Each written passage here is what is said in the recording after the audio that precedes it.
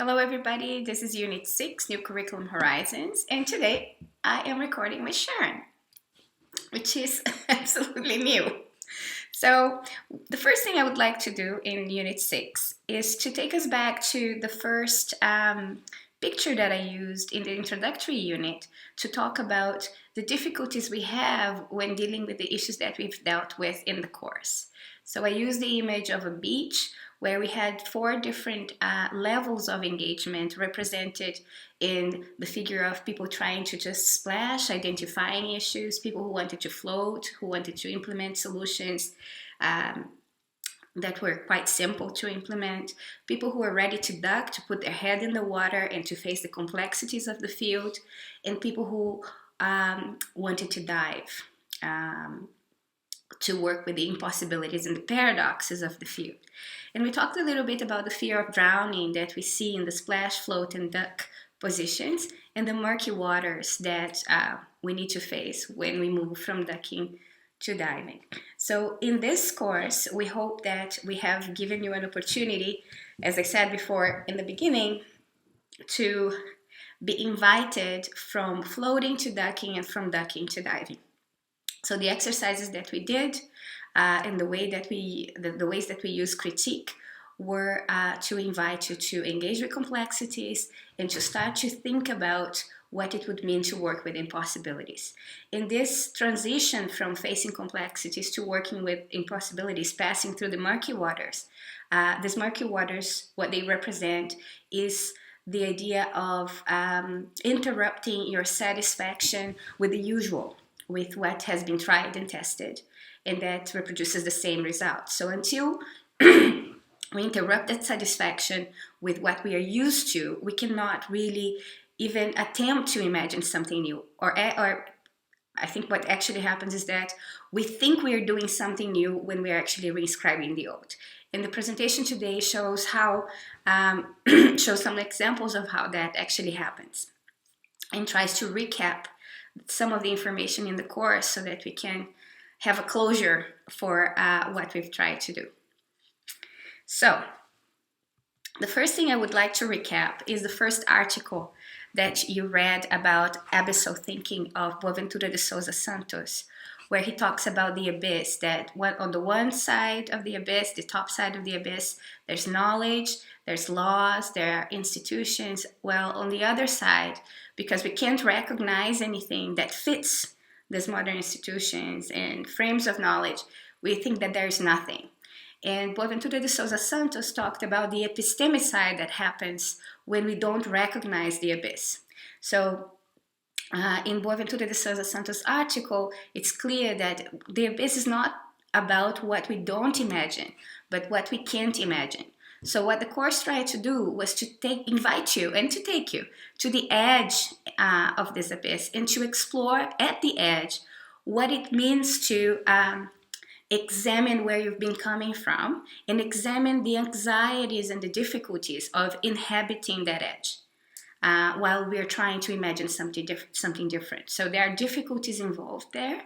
And when we talked about critique, remember that Sharon in the last unit was talking about three functions of critique. One was to identify issues, the other one was to examine where the issues came from and provide some historical and systemic analysis. And the next function of critique was to explore what could be done in terms of new horizons. So most of the course so far has been about identifying issues and learning to do your examinations and learning to do your systemic and historical analysis. The next part of the course today is about exploring some of the difficulties of trying to create new horizons. The next thing I would like to explore with you, or to remember, is the critique of North-South relations. In Unit 1, we used the picture of Justicia.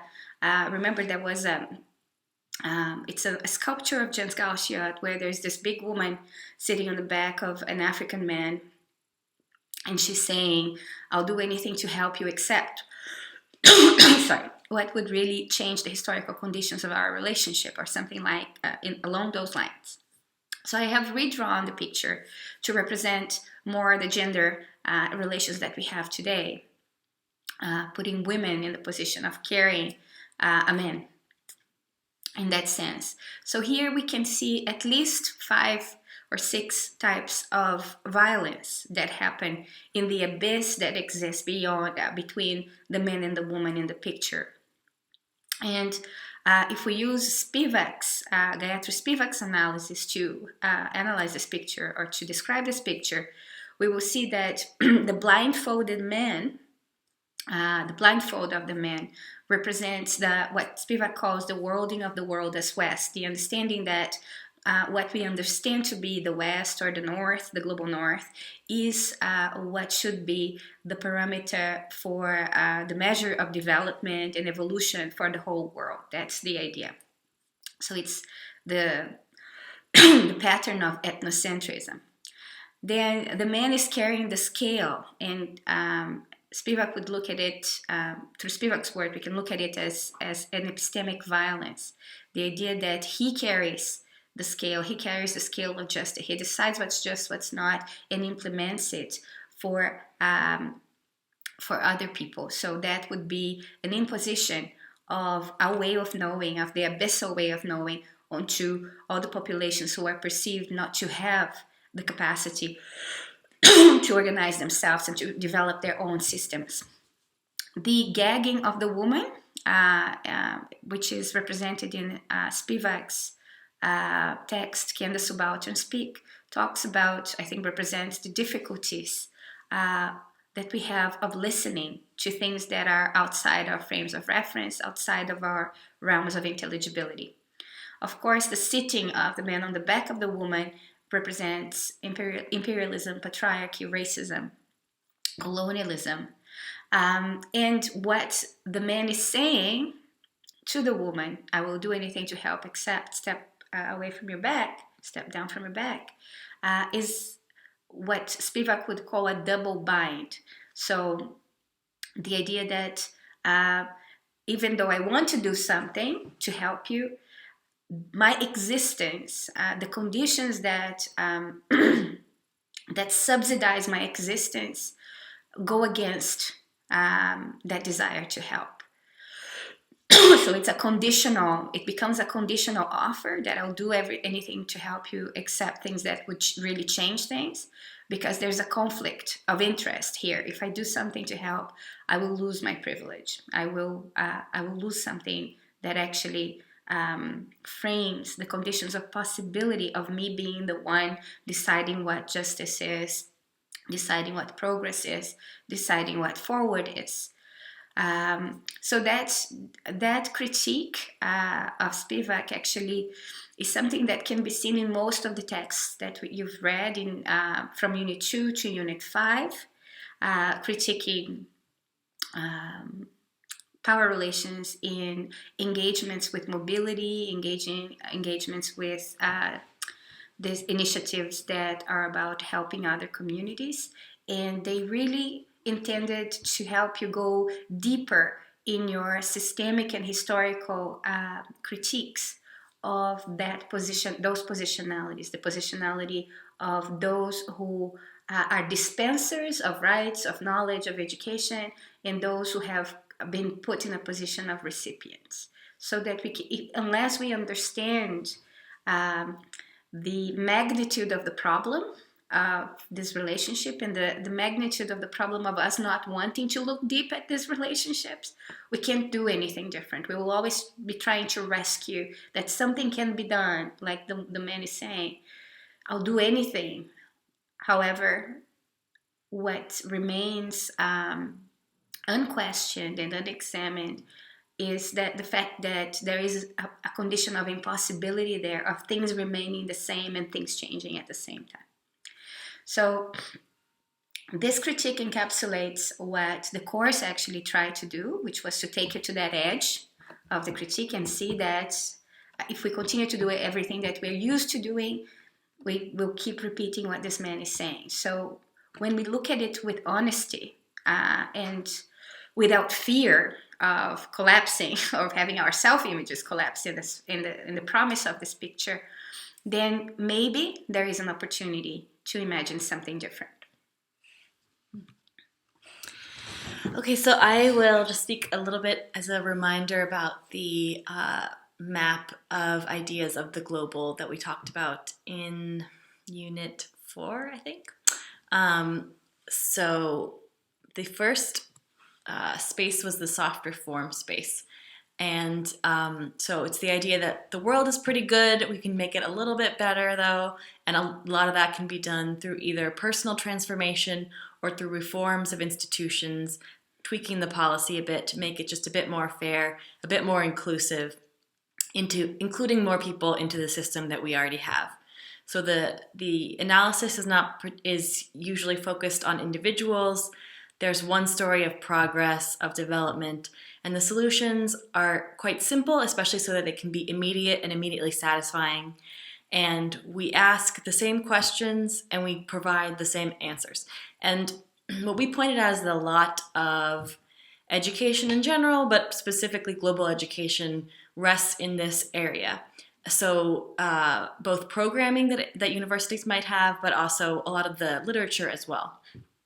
So that's why we spent a lot of the time in the course, as Vanessa said, discussing the next space, which is the radical reform space, because we're trying to evaluate, okay, we have this recognition of epistemological hegemony at the edge of the first space. So we realize, okay, maybe this inclusion idea is problematic. Why does everyone have to have the same story about what progress might be? And maybe we don't want to be included in this system because maybe this system isn't the only system that we might have. So in the radical reform space, the idea is that we need to, it's not that we change the world, or we change the world radically, but we don't really question the conditions that make the world as a whole. So we include more voices, voices that have historically been suppressed, and they are the ones that set the agenda. But we need to have still a consensual agenda so that we can move forward together.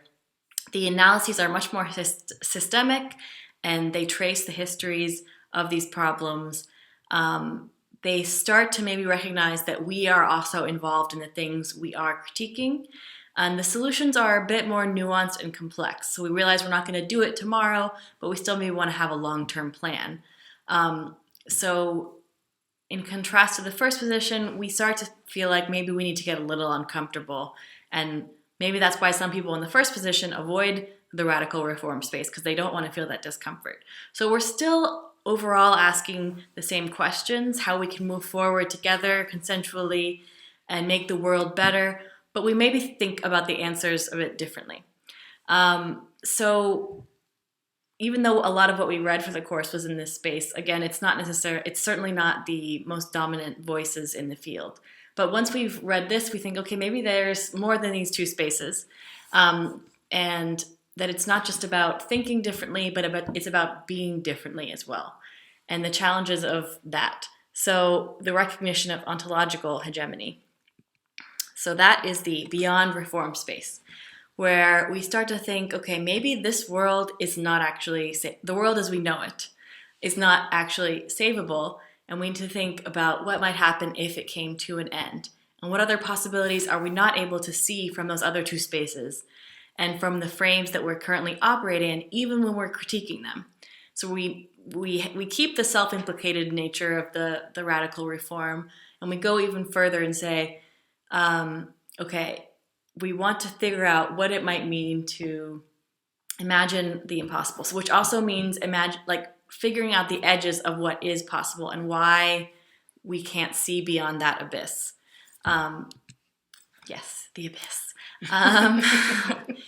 So we start to see that the idea of inclusion, even this radical inclusion where certain voices are highlighted, is ultimately doomed to fail because the promises of modernity are built on the violences of colonialism and racism and sexism and the violences of the nation state as well. And in this space, you're still dealing with discomfort, but you start to be okay with discomfort, if that makes sense. And it's not something you're immediately trying to address so that you can get away from it. It's not even just about the solutions being more complex. It's the idea that any solution we provide from where we're standing now is likely going to reproduce at least some of the things we're critiquing. So it's about experimentation, recognizing that whatever we're doing is not going to be the answer, but we might learn something in trying it differently, and then keep trying and keep failing and learning from that. So it's not just about providing different answers to the same questions, but actually thinking, oh, maybe we need to start asking different questions as well, and providing multiple answers instead of just one. Okay. Yeah. So in terms of inhabiting that edge, we have asked you to do a lot of analysis using heads up. And this was to try to make it natural for you to recognize the patterns. And some of you asked in your blogs or in your reflective journal, so when are we going to see resources that actually try to address that? And we didn't want to offer you these resources too soon. We're offering them now because we didn't want you to understand them as the solution, because the heads up pattern is something that is so ingrained in how we understand ourselves and each other that if we started to produce a resource that tries to address all the patterns at the same time, it would likely become unintelligible to people. Right? So what we're going to do this time, in terms of your analysis of the resources for the blog, is to do the analysis of 2 resources that try to specifically address heads up in their design. So the question this 2 weeks, is a little bit different for this unit. So I would like you to address how has this chosen resource, you have a choice between 2. The one on the left is critical literacy and global citizenship education. The one on the right is through other eyes. And I'm going to speak a little bit about each of them in a bit. But you choose a resource, and then your analysis is about how has your chosen resource been designed to challenge the patterns of heads up. So your task is to read through the resource. It's not a long resource, but to read through especially the explanations about the rationale of the resource, and then go through a unit or 2 of the resource and see how it was designed to challenge patterns of hegemony, ethnocentrism, historicism, depoliticization, self-servingness, uncomplicated solutions, and paternalism. And then to reflect on how can the resource itself potentially reproduce those same patterns or other problems as it tries to address the problems we have seen so far. So I'm just going to talk a little bit about each of them so that you can make a decision. Now, the first one is the Open Spaces for Dialogue and Inquiry Critical Literacy in Global Citizenship Education Resource Pack for Practitioners. So this resource has got 8 units that can be used in sessions of 2 hours. It was developed for teachers, but it was used more widely than that. It was developed by a collective in England using funding from the Department for International Development. And it tries to engage with different relationships and ideas about knowledge and language. But the main point is to create a space where people can go deeper into their thinking in terms of 6 questions. Where is my perspective and the perspective of others coming from? Where is this perspective leading to? How can this be thought very differently? Who decides the mainstream perspective on this issue in a context? In whose name, for whose benefit, and how come? So it introduces systemic analysis and historical analysis that are generally absent in global citizenship education, especially at the time that this resource was produced, which was from 2003 to 2005. These discussions were very much absent or extremely rare in development education. And it was trying to make it more accessible for teachers to have discussions, to have the headspace actually to sort out their own ideas about the global issues that they were teaching their students, and how to start to translate this process into classroom activities. So there was a version of this resource that included classroom activities for secondary schools and for primary schools, even for like very little ones, in terms of very similar but different from philosophy for children, because it focused much more on power relations. But the basic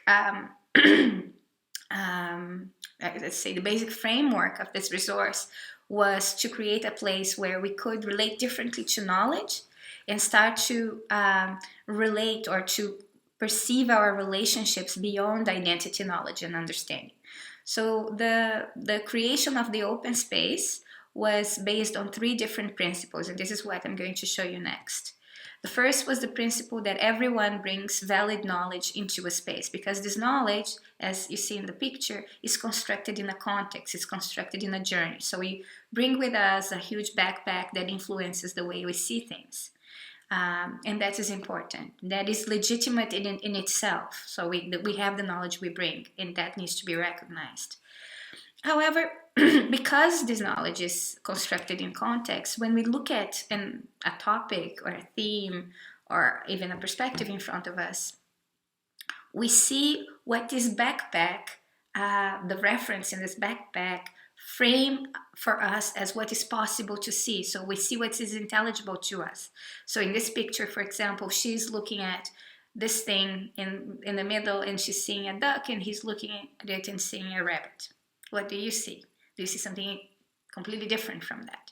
So because every knowledge is partial, because it comes from a context, when you listen to other people, you don't listen because you're a good person. Really. You listen because you want to understand why. You're thinking about this very differently from me. You listen really to try to see how is it that somebody can see it that way, right? And the next invitation of the space is that all knowledge can be questioned. So we're trying to go through those doors, and in order to go through those doors, we need to have a look at what's in our backpack. And the facilitator doesn't ask you to throw anything away, but just to look at it and to rearrange things through the questions that I mentioned before. So this is the part of the resource where the development of self-reflexivity becomes very important. So you're welcome into the space, you're welcome for whatever you bring. You recognize that what you bring is partial and it's changing because your journey continues. And then you are invited to look into your backpack, not to change things, but to actually understand where you are coming from and where that is leading to, and how come it was configured the way it was. So this is one of the resources you can look at. There are 8 activities about global issues. And they're old, I have to say, but it's still an interesting resource that offers an example of a design that attempts to challenge heads up. So the next resource that is a bit of a child of the other one is called Through Other Eyes. So in this resource, it's the result of a research project. So it's one of the outputs of a research project where also funded by the Department for International Development in England. And this one was produced in 2008, but it was designed from 2005 to 2007. Now, in this resource, it was me and a colleague of mine from Brazil who went to different indigenous communities, and we talked to informants who had a critique of mainstream ideas of education, development, equality, poverty, sustainability. And we had questions related to the Millennium Development Goals. And we wanted to know how these communities were interpreting the Millennium Development Goals differently. So we tried to construct a resource that followed the 4 levels of learning that we have in the screen. So the first level is learning to unlearn, learning to perceive that what one considers as neutral and objective is a perspective and is related to where one is coming from, socially, historically, and culturally.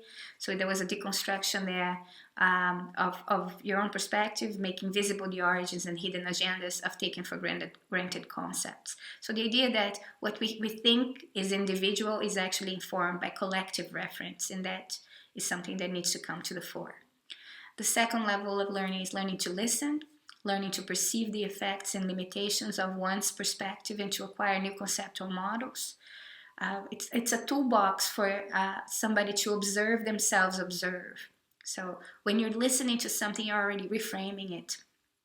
So here we wanted to offer people a toolbox to switch on that idea of observing yourself listening. Right? Learning to listen, observing yourself listening. Then there is learning to learn, learning to situate oneself and others and to compare, contrast, and juxtapose conceptual models, thinking outside of the box, but understanding the limitations of this thinking outside of the box, that we are still within the box. So understanding that the box is very difficult. It's very difficult for us to be completely outside of the box, but understanding the edges of the box probably is how I would have formulated it today. And then learning to reach out, learning to apply, adapt, situate, rearrange this learning to one's own context, putting one's learning into practice. So learning to engage with people and to surrender to the process of relating to others in a complex and messy, paradoxical way, thinking critically about it, but not stopping oneself, not getting into a situation of paralysis or of alienation where you don't want to think, you just want to relate, or you just want to relate, you don't want to think. So you have to think critically, as you also bracket sometimes this thinking to have different kinds of relations and enter into and engage with the contradictions of this life in plurality, so that in complexity. So that was what this resource was trying to do. Now the abyss appears there too. So it is again trying to take people to the edge of the abyss. And what this was an interesting resource because we tried to represent what was beyond the abyss through the perspectives of indigenous people. So you will see perspectives represented there. And that is problematic. This was highly problematic for the project. For many different reasons. There is actually a paper written about that. You can look for it on Google Scholar. But that edge, the anxieties and the difficulties and the complexities of that edge in terms of how we want to perceive others and how we project our perceptions of others, and we end up appropriating them into our own frameworks. As we were trying to challenge that, we know already that the resource inevitably ended up reproducing it. So depending on how you interpret the resource, you will see that it's something extremely, extremely difficult to do. Okay, so in this slide, it's another, as all representations are going to be, and efforts to describe these difficulties, problematic and partial. But we tried to, on the left side, talk about the tendency on the what we're used to basically operating within. So it's anthropocentric systems, enlightenment-based learning and understanding in forms of existence. It's very much self-centering. Even if it's trying to improve the self, it's still about the self and addressing the world, but it's still addressing the world from a self-centered place. And it's very much based on intellectual normativity. So I think, therefore I am, all of that stuff. And talking about the ethical traditions that and other theories and ways of understanding that come from this left Western-centric side. So just because we know that this binary is problematic and that's what we're trying to deconstruct, but we still need to understand the binaries in order to then deconstruct them. But at the same time, we wanted to recognize the diversity within the different sides. So we have different traditions within the Western-centric side. So deontological ethics, utilitarian ethics, consequentialist, virtue, care ethics, Marxist, anti-normativity, relativism, and these are not exhaustive, but those are just some. And the idea of how you understand the global context and what it means is very much centered around thinking of land as resource. Even if you're trying to think about, okay, how can we more equally distribute it, you're still viewing it as something that someone somewhere is going to own and view as property. It may be that you want to be more redistributive about it, but it's still that same ontological presupposition. And also, despite it being global, the nation state is still very central to how we understand and relate to the global. For example, at the UN, it's global states. It's a global gathering of nation states. And political identities are very much central to this as well. And that's how, again, you relate to the global based on whatever you identify with. And it's very hard to challenge that attachment to those things.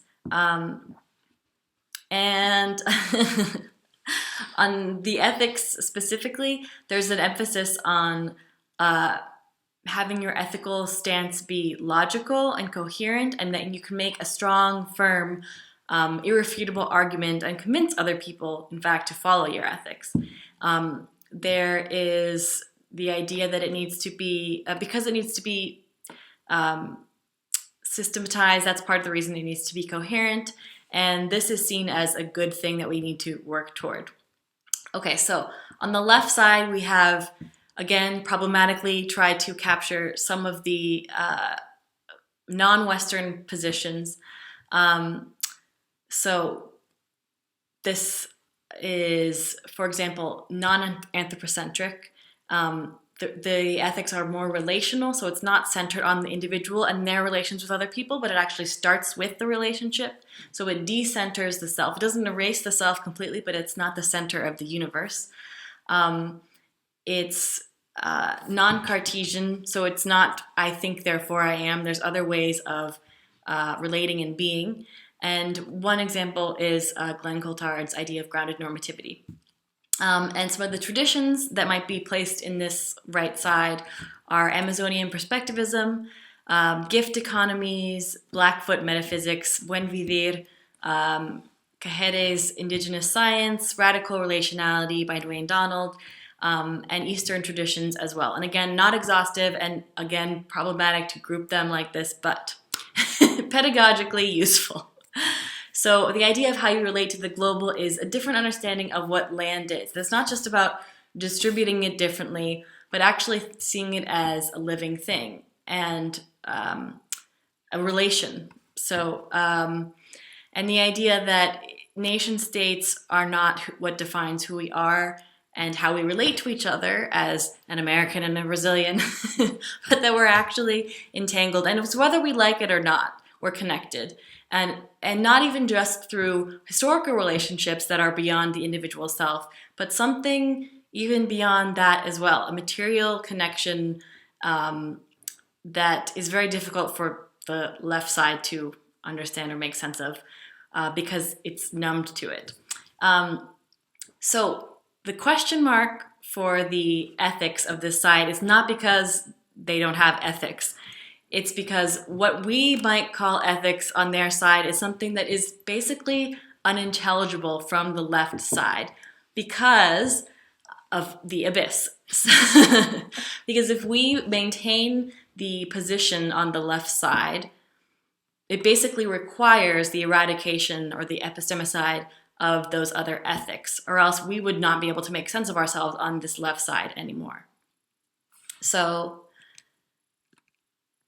part of what that is on an individual level is our attachment to words as describing and capturing reality, or changing reality. If we don't like reality, if we say we're going to do it differently, that means we're doing it differently. And using words to define and change the world and define ourselves and others. Dialectical, so the idea that if there's a problem, we have a solution and then we come to a synthesis in the end, and then we keep going on this linear progressive development, and we keep improving in that way and making progress in that way. And the idea that there always has to be a binary of, if I'm saying this and you say this, we're definitely going to be in tension, and there's no way we could hold those two together at the same time because it has to be one or the other. Teleological thinking, the idea that we know where we want to go and it's just a matter of figuring out how to get there, as opposed to open-ended thinking or imagining the world in that way. So part of this is also bound up in the ideal of being self-determining. So the idea that I make independent decisions, I'm not accountable to other people for them unless I want to be. I am a sovereign individual with no responsibilities to others unless I decide to take them on. And autonomy in the sense that I walk through the world independently, and if I need to depend on someone, there's something wrong with me. So in effect, that's denial of all the ways that we are, in fact, very dependent on other people, interdependent, beyond choice to some extent. And so then again, attachments to progress and development, futurity, and evolution, and very specific ideas of these things, which we've discussed extensively throughout the other lectures. and the historicity of those. And then the investments in heroism, in our own innocence, and in forms of knowledge that can capture reality. And I think this is where we can see these things happening in the radical reform space often, that we see there's a problem, but even then we reproduce some of the same patterns, because if we see a problem, we want to step away from it, and we don't want to see ourselves within it. And if we do, we want to figure out how to fix it so that we can feel better about ourselves. And some of these patterns, are what make it really difficult to look beyond the abyss. Because again, if we are embedded in all of these narratives and these ideas of what we are, it basically makes it impossible to see other people existing in other ways, because that is a threat to us.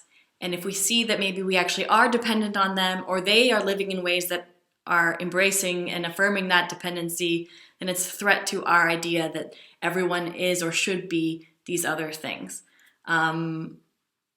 So, yeah, I don't know. It's okay. Yeah. So we're talking about going back to, I'm just realizing that we have this here. So remember the yellow corn cob. So we're talking about different horizons where we can not eat the other color corn cobs. It's not about appropriating or consuming it, but about understanding how we are related to the other colors of corn cob, and how systemically, the other corn cobs subsidize the possibility of existence and the dominance of the yellow corn cob.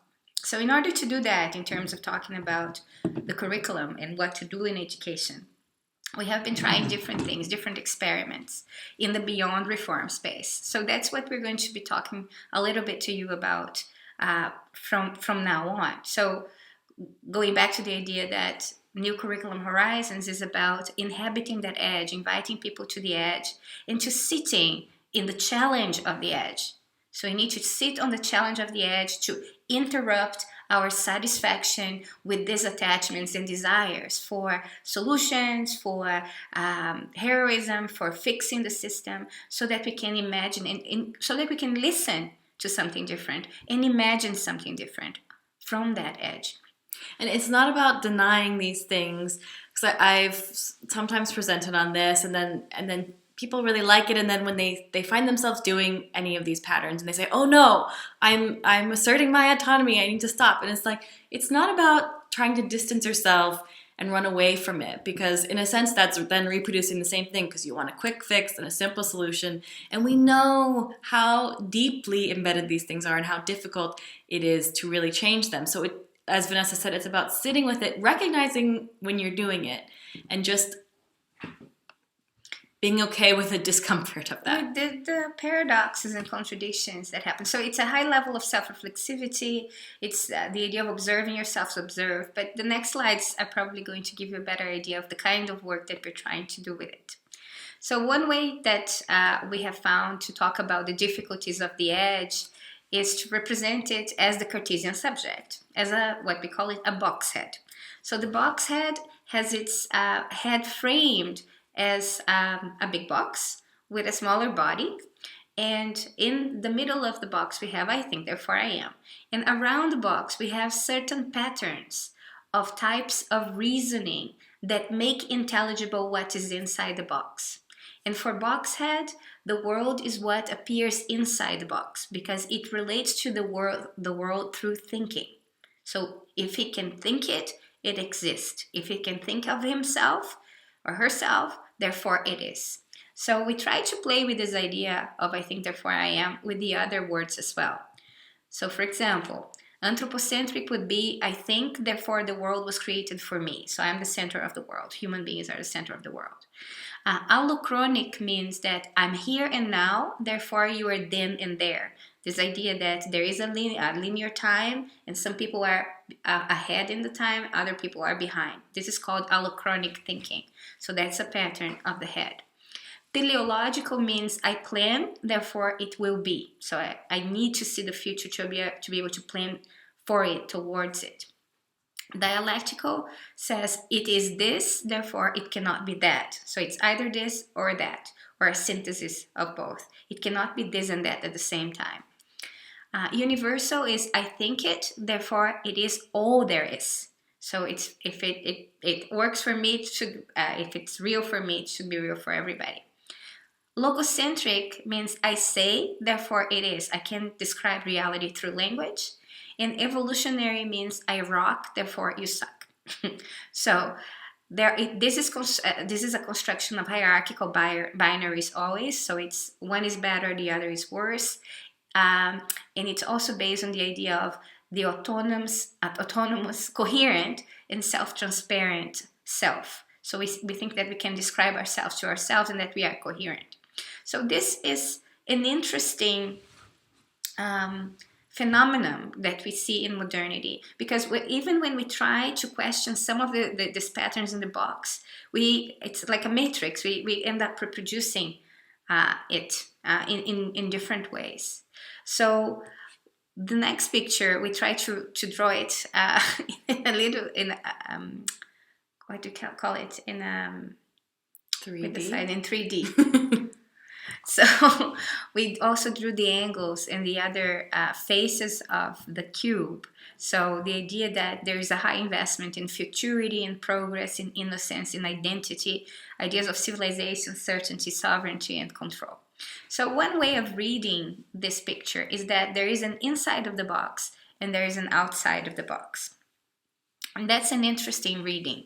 And we can play with it, thinking about, for example, how we could interpret love within the box and outside of the box, right? How we could interpret education within and outside of the box.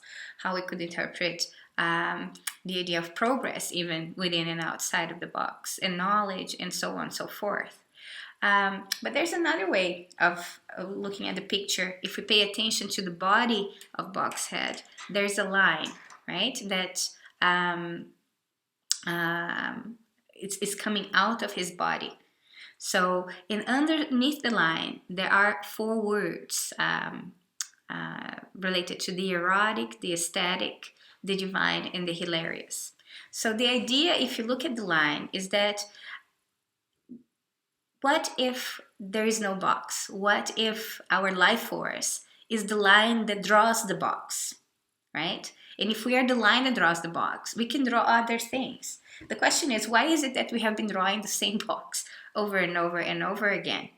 And that also shows us that the desire to be outside of the box is actually a desire that comes from inside the box itself, right? So, and we can't be outside of the box if we are still drawing the box. So the question is, what can we learn from the box, from Boxhead? What is Boxhead as a trickster trying to teach us so that we can draw something different? Part of me thinks that unless we learn the lessons that Boxhead is trying to teach us, we cannot design something different. And the erotic, the aesthetic, the divine, and the hilarious are the forces that actually prompt us to do things differently. But in the form of being, the structure of being that we have for Boxhead, these things are actually repressed. So they are less important than the cognitive, rational thinking that describes the world and that tries to describe and understand and know the world to control it. Whereas the erotic, the aesthetic, the divine, and the hilarious interrupt and make a mess of all of it.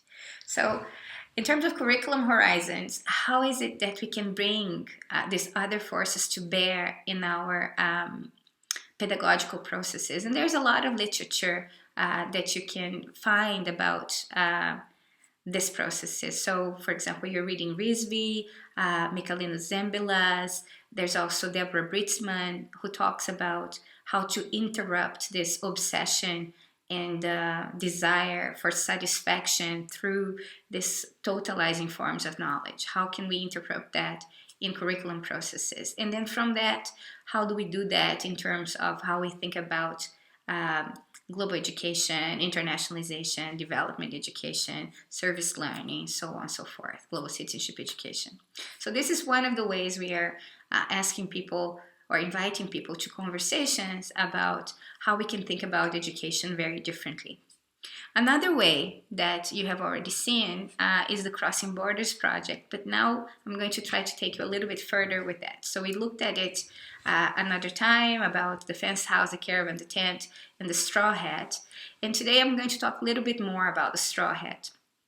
And we've seen before that education generally reinforces the caravan and the tent because modern education was actually created, modern schooling was created to based on certainties and one specific understanding of knowledge that led to the engineering of the world rather than the encounter with the world. So the hat, I think, is something that we need more to pay more attention to, so that we can support processes that develop further this disposition. We already have we already have the caravan, we already have the tent. Now we have to pay attention to the hat. So the straw hat is the idea of being open to the weather, to the joy and the pain of living in a complex, uncertain, plural, and undefined world that unfortunately is full of inequalities.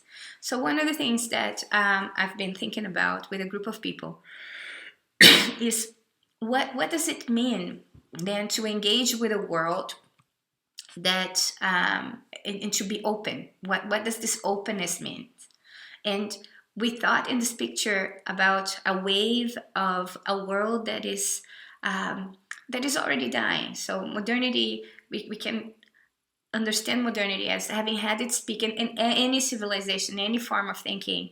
It arises, it grows, it peaks, and it declines. So if modernity is declining, and that's a hypothesis, right? We have a world dying. How can a world die with wisdom?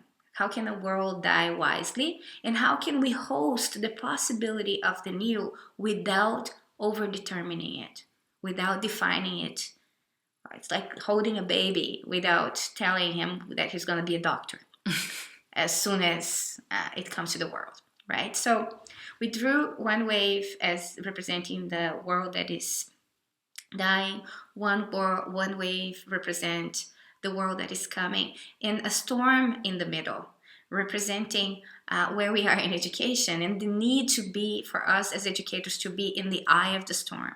Not to come up with a lot of models for other people to follow, but to be very responsive to the moment, to see where things are at, to move with the storm, in the eye of the storm. Because if we're caught in the storm, we may think that we're doing something very different. So we catch the storm here, and the storm throws us back where we were before, back into the old and back into the old. So we were thinking about what we need in terms of concepts or other kinds of dispositions in order to hospice a world that is dying and in order to welcome something new and undefined. So we came up with the idea that we need open critical eyes first and foremost, which means that we need to have intellectual accountability for learning from the system that has been before, learning from its mistakes in order to make different mistakes in the future. But if we don't look at things without fear, if we don't turn our back to the complexities, to the difficulties, and to our attachments to this world, we're bound to reproduce the same mistakes over and over again. So intellectual responsibility is one. Do you want to say anything else about the intellectual responsibility? No? Okay.